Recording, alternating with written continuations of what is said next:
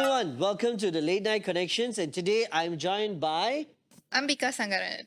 All right, and we have a special show for you with two hosts today and one guest. All right, so the Late Night Connection, as you know, is a podcast that we have created celebrating the power of creativity, diving into the art of building and exploring how action transform ideas into reality. Through discussing with remarkable guests, we'll uncover the insider's journey behind crafting ideas, building skills, and what makes thoughts come to life. I'm your host, Jay Bala, and like I mentioned just now, we have Ambika here today to introduce our guest. Hi, so today we'll be speaking to David Yeo, a co founder of Ikigai Ink, a startup that is bridging brands to Web3. His journey that started in academia took him to copywriting and financial consulting. These diverse experiences laid the foundation for his future success and is a stellar example of side hustle triumph and the art of being future ready. His shift from a freelancer to a co founder of Ikigai Ink was a strategic move, combining his diverse background with a vision for a successful startup. The real twist in the tale is how David ventured into the world of Web3 and tokenomics. He harnessed his background and skills to become a key player in this exciting field, a transition that reflects his adaptability and innovative mindset, offering valuable lessons for those looking to navigate this new frontier. All right, just to explain to you, I'm wearing a blue sweater with a gray pants. I have my long hair down and I'm wearing specs. What about you, Ambika? Hi, so today I'm also wearing a blue sweater with blue jeans and I have longer hair than Jay. Haha. All right, and now today we're joined by our guest, David Yeo. Could you explain what you're wearing, your style, and also give us a fun fact about who you are? I'm wearing a black shirt, a gray jacket, a glasses, and long messy hair Woohoo, that's long hair! put down. Fun fact about me: I play guitar, and before I went into this, I thought I was gonna be a musician at first. Whoa, what kind of music do you jam out? I usually play lead guitar, so it's the kind of thing that where you improv, and then so when people ask me, "What are you playing?" I don't know. I'm just playing. Oh, not bad. So if you're looking for someone to session with your band, can Oh yeah, contact David. call me. All right, we're going to go into the questions. Thank you so much for making time today.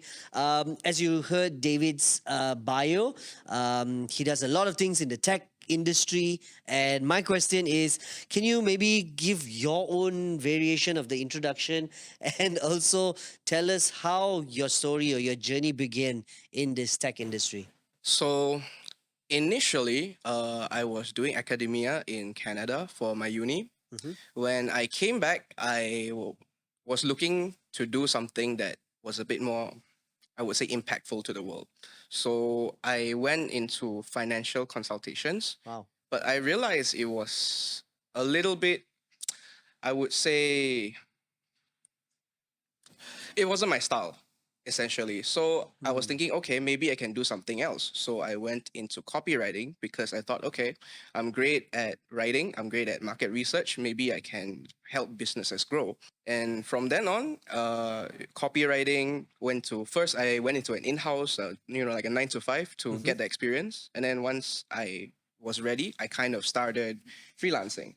So after I freelanced, I went in. I would say I got lucky, and it was also it was a mix of luck and dedication that I landed a few clients that were really big in the crypto space.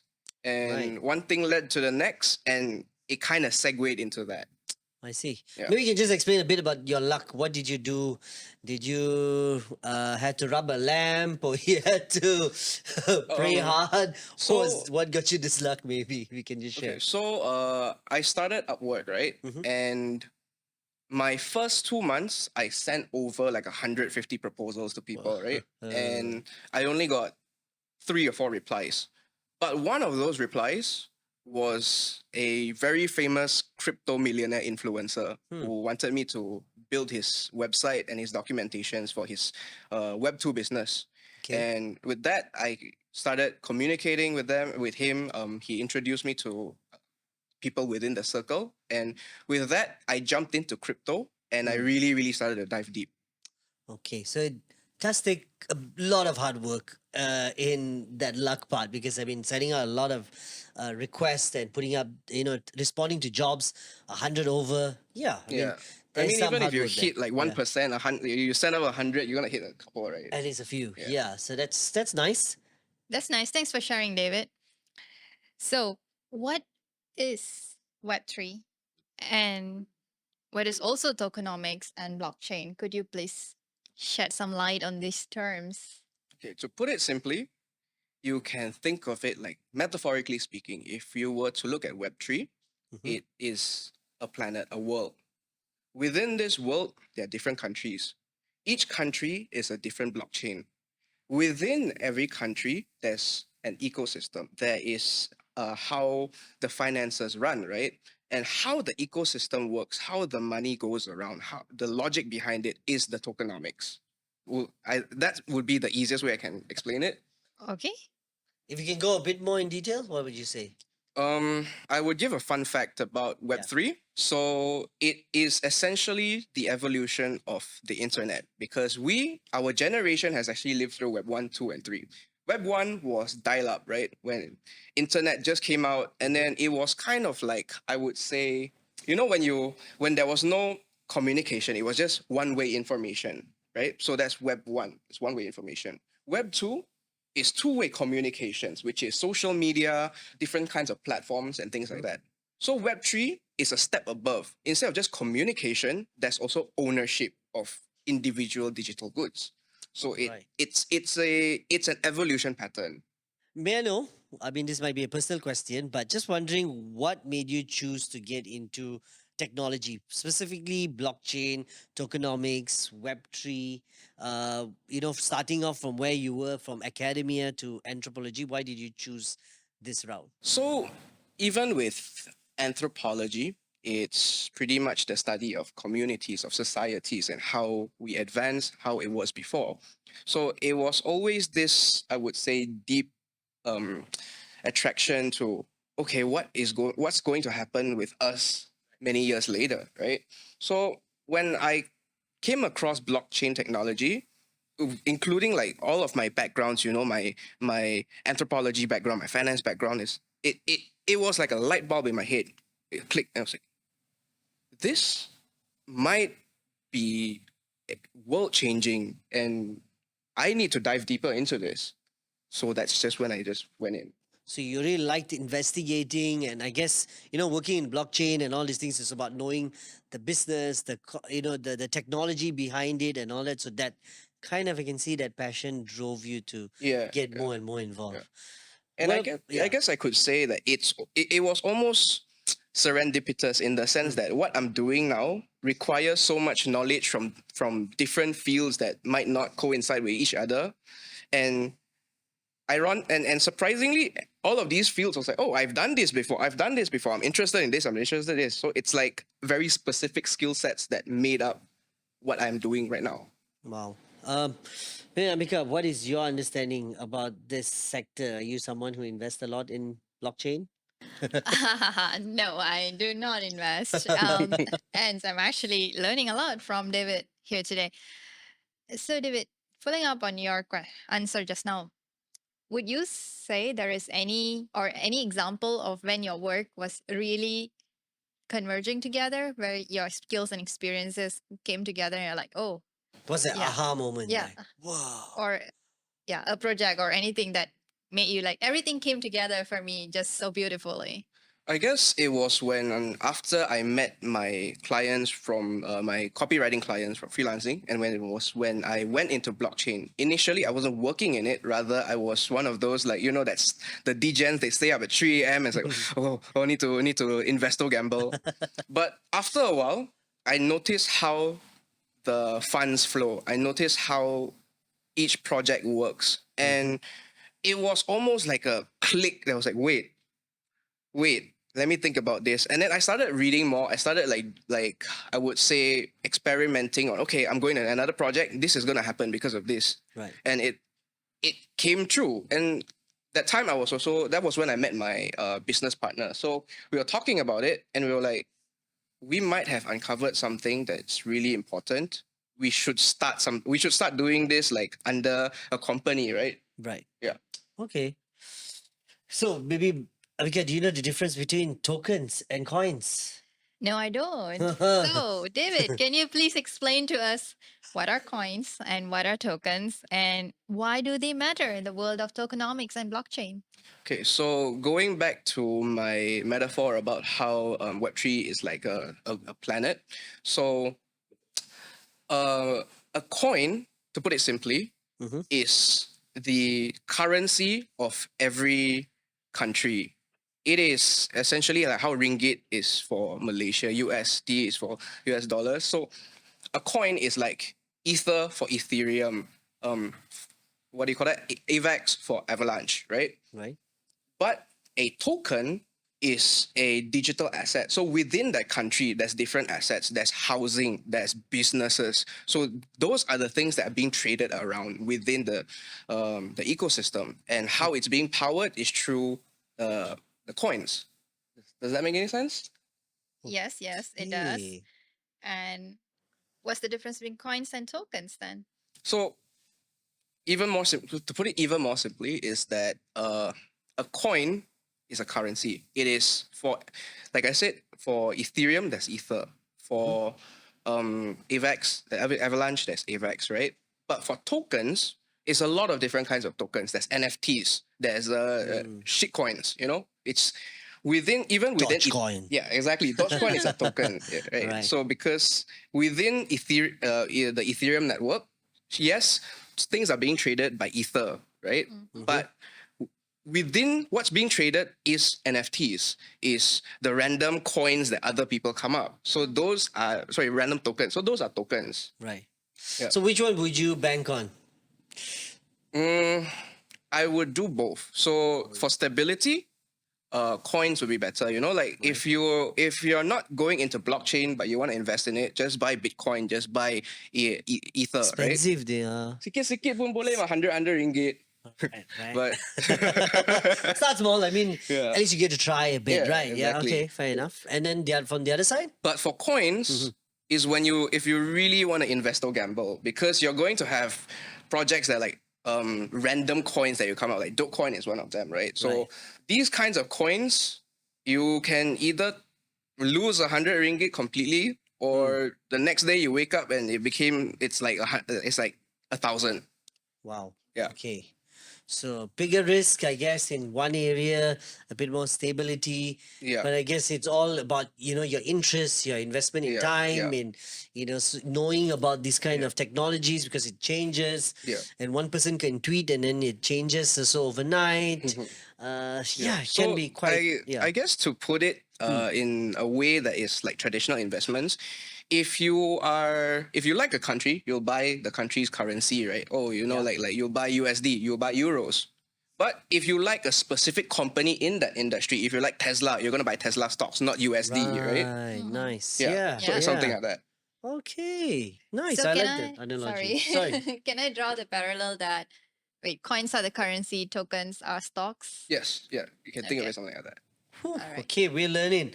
I want to ask a bit about the future stuff. Maybe you could explain a bit about the stuff that you've been doing in Web3. Because from what I read, I know I'm jumping a few questions here, but something I read on your LinkedIn, it states that you assisted multiple Web3 projects to raise more than 40 million in revenue. Whew. Care to explain, please? Okay, so my company specializes specifically in bridging traditional brands into Web3. So we don't really work with people who come on board and say, oh yeah, money, or I'm going to release a token and then I'm going to get money. Right. But rather we work with companies who already have huge amount of revenue, Okay. but they don't want to step on the toes of the government. They don't want to do something that's illegal, or they don't know what they're doing, and then their business goes down under, right? So with that is where we come into the equation, and it's like, okay, now is your current business model. This is how you can incorporate it, and this is how it's going to turn out. So the different companies that I have worked with without naming them due to NDA. I can name the industries, which Mhm. is real estate industry, Mhm. the gold industry, and very currently the cannabis industry. And that is just a few of many. I've also worked on the video gaming industry as well. So it really depends on the client, and of course, different client, different tokenomics. Wow. Would you say like, because I guess you would have had to look at their stuff, give them the analysis, and like work with them. How long does it take for you to like work around, doing from time they say yes, okay, we want to work with you, then you analyze, da, da, da, and then you give them the report and they change things. How fast does that happen? Mm, it depends on the size of the company and Definitely, yeah. also the development roadmap. Hmm. So the fastest project we work on from start to finish is within like a month, and the longer ones are ongoing till today. Okay. Wow. So it can Yeah. relatively be small thing, but also I guess yeah, like what you're mentioning can Yeah. be like the project itself or like the company itself, or you're overhauling a whole system. Yeah. By the time you read their data and all that, whew, And that it can really take depends on the time. size as well. It's like Hmm. for example, it's a lot easier to open a restaurant, a mama at the side of the road, than if you want to open like a fancy restaurant somewhere else. Fair enough. Yeah. Okay, so the next question is, Mm. what does this mean for the future of work? Oh. I could see that. Okay, when you say future of work, do Mhm. you have any specific industries in mind? Good question. I think we can take in how or do you see whether this will affect or impact employability in any manner? I could see that it's going to help a lot of creatives Mhm. and a lot of developers. So because Web3 is a very much, it's both financially and aesthetically driven. So I know of artists who mainly do NFT collections, and they are making 6 figures USD a year, right? Wow. And also for developers, because there are so many companies who are looking at going into this, Mm. the demand is incredibly high. Like even for just a very standard minting page, like create NFT, mint NFT, on average, a developer charges you like $20,000 to $50,000. Mm. Yeah. So is the bubble still there? Is the bubble exploded for NFT? Is it something that's still evolving? What do you think?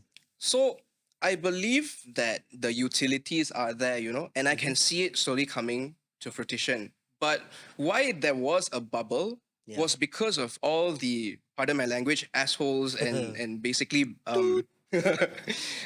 so yeah, yes, all of these bad actors in space, Right. right? Because the Web3 is about community. It's about Yeah. decentralizing power. Everyone has equal fairness to all.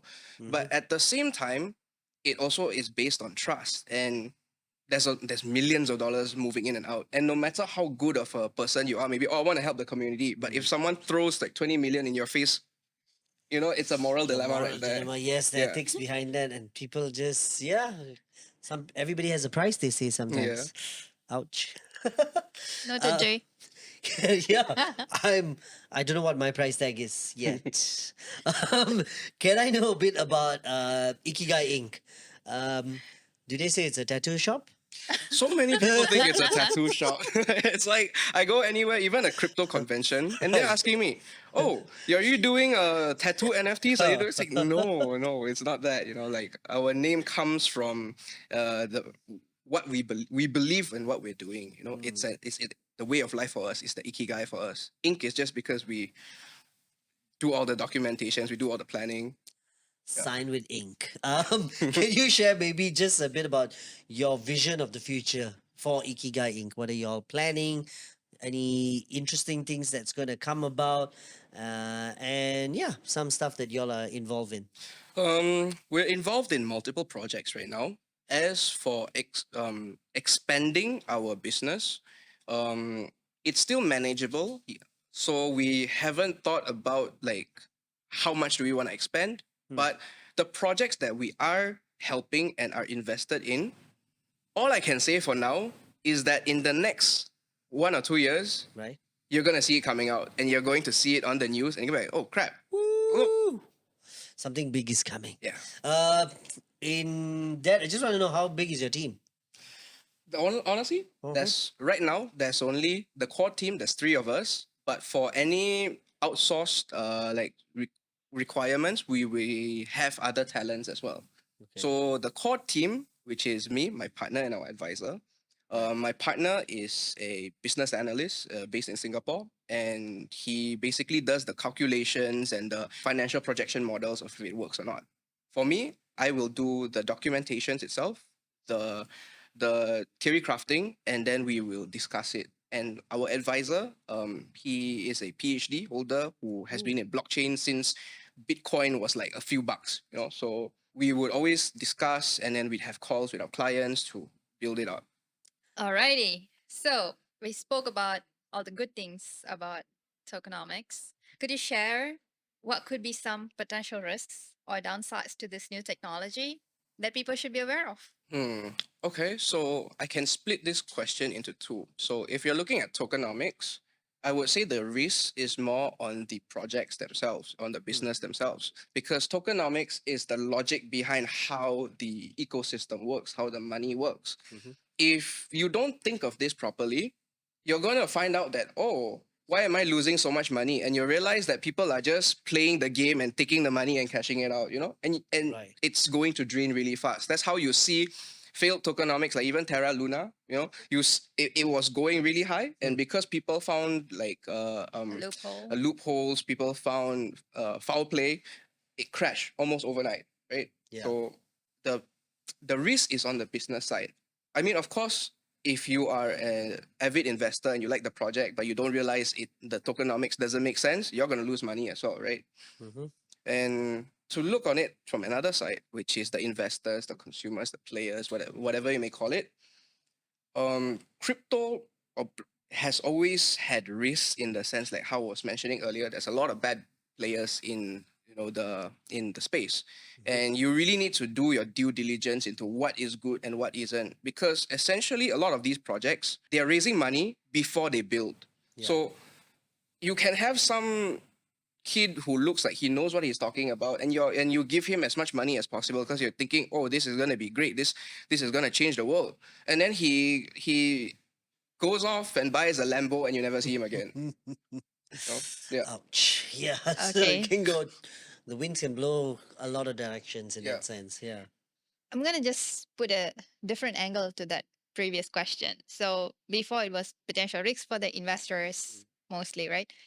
But as someone that is building a career in this field and also building your startup in this field, right? What do you think as the risk that you have, and how are you navigating that? For me, the risk is more on finding long-term clients, because right now as well, there's a lot of I want to do it, but I don't want to do it. I want to do it, I don't want to do it. You know, there's one of them.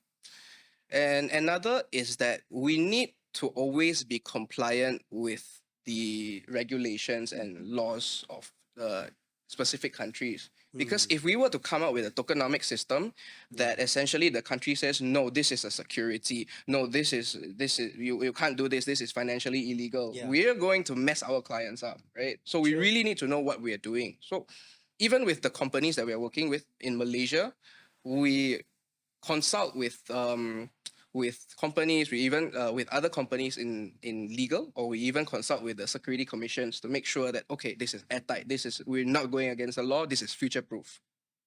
Right. Yeah. I mean, you got to work with the country, and also, I think we also want to look at like making sure everything is done the right way. You know, because that builds credibility, and then you can do bigger stuff. And I like your whole idea of like the partnership, and I guess there's also some points where you need to educate your clients also on how to do this, how to navigate, what is the foolproof plan, and all these things, right? Yeah. So, yeah. Any parting words, any last questions that we want to ask before we go to late night connection game time? All right. I've officially got one more question, but I've got another question as well. Sum it up, you Yeah, can. feel free to ask. We can do it, definitely. Or it I'm might be an curious. extended version. As you were speaking about different countries just now, I'm just curious, how many countries does your clients come from? I lost track Wow. because Oh, okay. even right now, Mm-hmm. concurrently, I'm working with clients from 5 different countries. Yeah.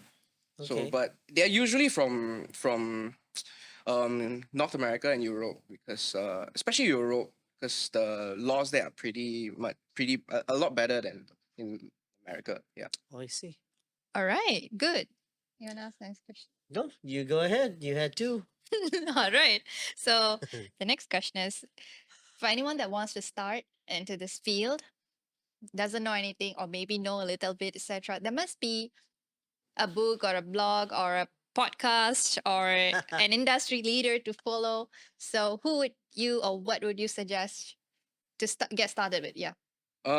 If you wanna find a job in Web3, if you wanna get started, the first thing you need to do is to go on Twitter and to look at all the what everything people are talking about in crypto, right? Huh. Okay. Guilty. Yeah. Not in Twitter. Next suggestion. It's just because Twitter honestly is like I know. the central hub for Yeah. all crypto. I mean, all it's more crypto. credible now. It's getting more and more. X is getting more credible. They Yeah. try to make it more legitimate in a way. So you're saying Twitter X is the way. Yeah, really is the way. Another way for someone who's not on Twitter and X. I mean, Get one. If you don't even have the time to spend like 5 minutes to get on X, how are you gonna Right. have the time to really get into the so the all heavy platform, right? investors, they are definitely on this. Yeah, definitely. So They're those who all are there. not means they're playing around and like okay lah, my friend say buy, just buy lah, like they Yeah. kind of like just. Whew, okay, guys, big tip there. Hopefully a pro tip. I think I'm going to learn something like You're getting You an gonna- account tonight? you're gonna see me on X soon. Okay. Thank you for that. Now we're gonna go into our game rapid fire round. Late night connections. It's late night connection, and we have two games. It's game time, right? The first game is a rapid fire round, and the second one, for the first time with David and Ambika, we're gonna be playing Guess What's in the Box. All right. It's gonna be quite a twist because we have something that is different from his. I don't know why the producers they made it that way. We just put our hands in a box and see what happens, all right? As long as nothing alive or dead. Okay? Yeah. We'll be safe. Okay, so we're gonna move to rapid fire round. How we're gonna do this is we're gonna ask you a question. You answer as fast as you can. Can be cool, like how you're quite swagged out, cool vibe. Alright, so let's give it a shot. Alright. So first question. NFT or Bitcoin? NFT, Okay. All right. Tokenomics or Bitcoin? tokenomics, Yes. Sorry, I was hoping for that. Academic or practitioner? practitioner. When I was a kid, I wanted to be a. I don't even remember. Well, you have to. An astronaut? Question mark. Wow. Ah. Okay. Somebody wants to fly. Good. My question is hard cash or digital cash? Digital cash. Where do IT people like to hang out? Their homes. That's a good one. Let's give it to you. Who is your role model? Elon. Okay. My favorite technology device is My phone. okay. Easy one. Ikigai is. My company. And the last question is. So apparently you have a plant image on your Ikigai Ink LinkedIn profile. What is that plant image is there for? What does it mean? It's an NFT, but for some reason, I told you. We had a feeling, yeah. when I linked it to my LinkedIn, it Right. showed up instead of the logo itself, and I don't know how to fix it. Yeah, it's all pixelated. So I was like, did he spend money and buy this? Or is it like a crop that he bought or something? Okay, so we got down to that. It's an image you can't change. All right, very nice. Go check out their website. It looks really cool. Quite nice animation. Japanese theme. Has music as well. It does, Music. actually. Yeah. Pretty interesting. Cool. And now we're gonna ask the team to bring us this magic box. All right, we're gonna go with the first try. You get to hold the box, not look inside the I'm box. not looking. I'm not looking. Okay. I'm looking somewhere else. Close your eyes. I trust you. You can put your hands inside it and give it a try. Okay, you just get a feel. Oh yeah, 1 minute starts now. Oh, easy. What? I think one is a coaster. Another one is a keychain, but I'm trying to figure out what shape is the keychain. Ooh. What's written on the keychain? That's a bit too much. Oh, There's 3. 3 things. It's a pebble. It feels like it's like a stone, like one of those that are in the aquarium. Okay, so 20 seconds. so it's a coaster, Coaster, pebble, pebble, and a keychain. keychain. And your time stops. Okay, perfect. You did it in time. Let's see what you got. Okay, this is the coaster. Open it lah. Should I open it this way? Yes. So this is the coaster, number 1. It's made from plastic, Oh, yeah, from nice. Beyond Bins. It's about 25 bottle caps to make that one. The next one, yeah, you got it right. Not bad. The pebble had like some weird groove. You can actually try and see. It's like a bit hard, but okay. And let me say, you can try and guess what keychain. It's an animal. I'll give you a hint. Come on. It's not a starfish No. because it. No, wait. Okay, wait. it comes from it- the sea. It's a fish. Comes on the sea. It's not a fish. It's not a fish. Uh-huh. Can I give more clue? Ken, it's in Finding Nemo. It's endangered. It's Endangered. It's Ooh. endangered. Kelantan. It's a turtle. I Yeah. like turtles. If you haven't seen that video, go check it out. It's quite funny. Yeah, it's a turtle. Okay. Oh, okay. Nice one. Okay, got in quite a good try and a good time. Next one, we are gonna try this out. Let's see whether we get it in a good time frame. Okay, cool. And it's coming to us today. Ding, ding, ding. Late night connections. Okay. I thought ladies first. Okay.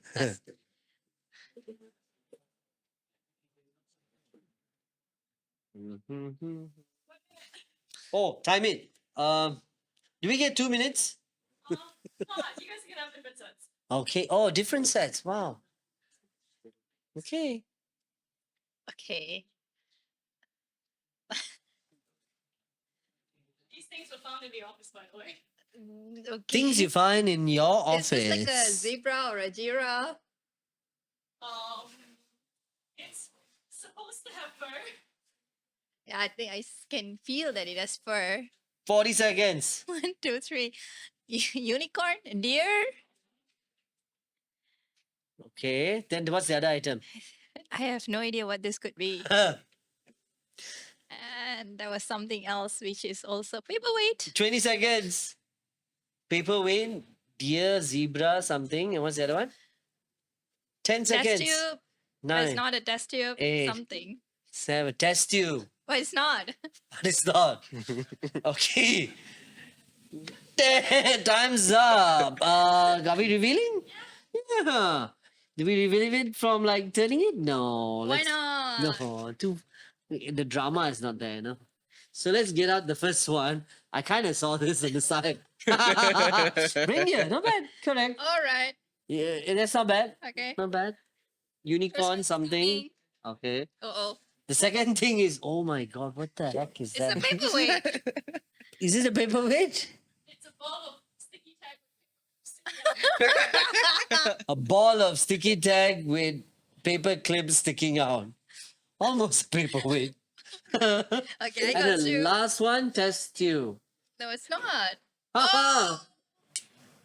It's what do you call this? The hourglass. Yes, Hourglass. Well, hey, if this is a minute, then we can use this to time each other. Okay, we'll time you later. We'll time you basically using this. Okay? It could be 5 minutes. No, I don't think so. Okay, let's bring in the last mystery box to see who's the winner. Right now, Ambika did it in 1 minute. Yours is 50 seconds. Mine. And now the final mystery box.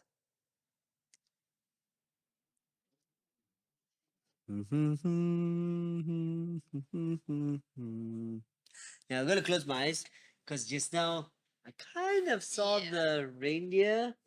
Okay, somebody has to time me. Here. You have to do it twice. This one is a car or a truck or ambulance or something. A car. This one is jeez. Toothpicks, acrylic paint, glue, toothpaste, gum, something a tube. Last one is holy moly. What? It's not a gun. Is Okay. uh a stand, a wooden piece stand, a peg, off-cut wood, a driftwood.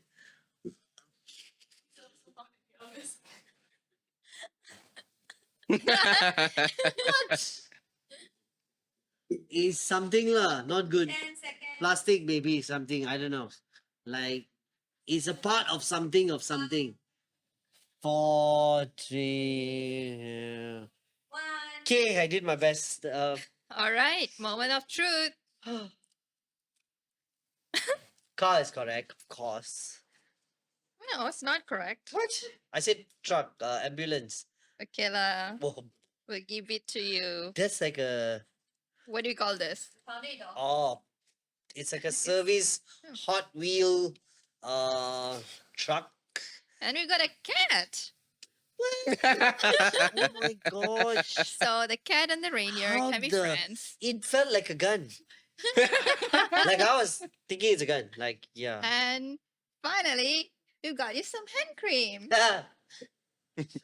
I said acrylic toothpaste. Okay, so I did the worst, I think. So the results are in.